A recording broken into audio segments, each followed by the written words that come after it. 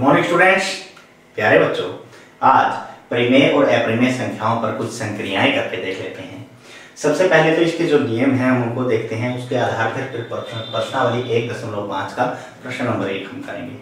पहला नियम यह है कि परिमेय संख्या में कोई भी अपरिमेय संख्या को जोड़ा जाए या घटाया जाए। परिमेय संख्या में अपरिमेय संख्या को जोड़ा या घटाया जाए तो परिणाम हमेशा अपरिमेय संख्या ही होगा। ठीक है।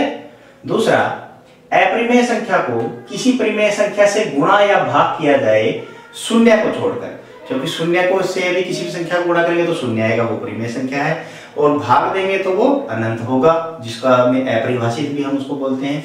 तो हम शून्य को छोड़कर अपरिमेय संख्या को परिमेय संख्या से गुणा या भाग करें तो हमारे पास परिणाम अपरिमेय संख्या होगा। और अगला जो तीसरा नियम है, अपरिमेय और अपरिमेय संख्याओं को जोड़े, घटाएं, गुणा करें या भाग करें तो परिणाम हमारे पास परिमेय भी आ सकता है और अपरिमेय भी आ सकता है। परिमेय और अपरिमेय को देखें कैसे आ सकता है। अपरिमेय तो आएगा ही, परिमेय कैसे आ सकता है। वर्गमूल 2 में से वर्गमूल 2 यदि हम घटाएंगे तो हमारे पास क्या आ जाएगा, शून्य आ जाएगा, और शून्य क्या है, परिमेय संख्या है। ठीक है ना। तो इन्हीं आधारों पर ये प्रश्न हम करके देखते हैं। बहुत ही आसान है, बहुत ही जल्दी ये हो जाएंगे। जरा ध्यान से देखिए। पहला सवाल है कि बताना है कि कौन सी इसमें से परिमेय संख्या है, कौन सी अपरिमेय संख्या है। कुछ हम इनको हल करके देखेंगे, कुछ इसके आधार पे बताएंगे। पहली यह है कि 2 घटा वर्गमूल 5। अब यहाँ पे हमारा पहला नियम है कि किसी परिमेय संख्या में से एक अपरिमेय संख्या घटाई जाएगी। ये परिमेय है और इसमें से अपरिमेय घटाएंगे तो परिणाम क्या आएगा, अपरिमेय आएगा। आ रहा है ना वहां पे। त्रिकोणीय संख्या होगी, अपरिमेय संख्या हो गई।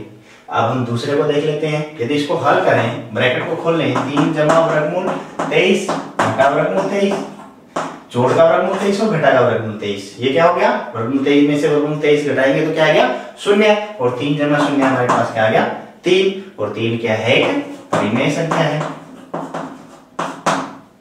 समझ आ गया, ये परिमेय संख्या है। ठीक है। अब इसका प्रश्न नंबर 3 हम देख लेते हैं। वर्गमूल 7 को वर्गमूल 7 से भाग करेंगे, पूरा का पूरा 1 आ जाएगा। 1 क्यों आएगा, क्योंकि किसी भी संख्या को किसी भी संख्या से यदि हम भाग करते हैं तो आंसर हमारे पास क्या आता है, 1 आता है। तो क्या आपस में कट जाएंगे। यहाँ क्या बच गया, 2 एकम 2/7 एकम 7, और 2/7 क्या है, एक परिमेय संख्या है। पता है ना तो आपको 2/7 क्या है, एक परिमेय संख्या है।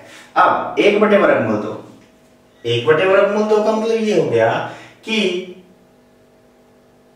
1 क्या है, परिमेय संख्या है, और वर्गमूल 2 अपरिमेय संख्या। परिमेय संख्या को यदि अपरिमेय संख्या से भाग देते हैं तो भी हमारे पास उत्तर क्या आता है, एक अपरिमेय संख्या ही आता है। ठीक है ना। तो ये भी क्या है, अपरिमेय संख्या है। 2 पाई, 2 गुणा पाई, और पाई हमारे पास क्या है, अपरिमेय संख्या है। अपरिमेय संख्या को किसी भी परिमेय संख्या से यदि हम गुणा करेंगे, है ना, अपरिमेय संख्या को किसी भी परिमेय संख्या से गुणा करेंगे तो उत्तर हमारे पास क्या आएगा, अपरिमेय ही आएगा। तो ये भी हमारे पास क्या आ गया, अपरिमेय संख्या आ गया। तो इन नियमों के आधार पर हम प्रश्नावली 1.5 का पहला प्रश्न बड़ी आसानी से कर सकते हैं। आशा है कि आपको समझ आ गया होगा। आगे प्रश्न देखने के लिए हमारे साथ जुड़े रहें। धन्यवाद।